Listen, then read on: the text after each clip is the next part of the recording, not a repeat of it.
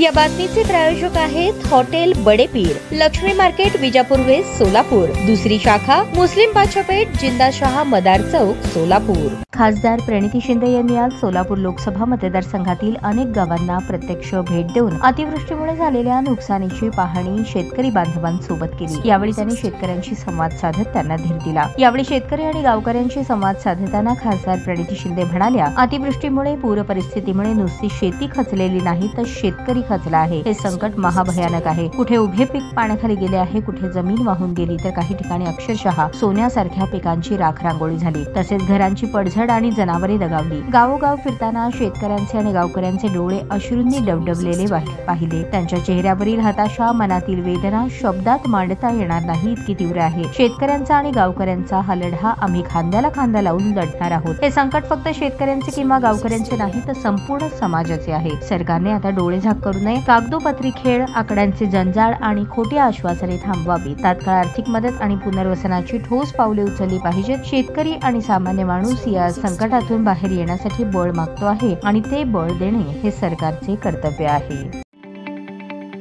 ताज्या बातम्या पाहण्यासाठी प्राईम महाराष्ट्र न्यूज चॅनलला सबस्क्राईब करा।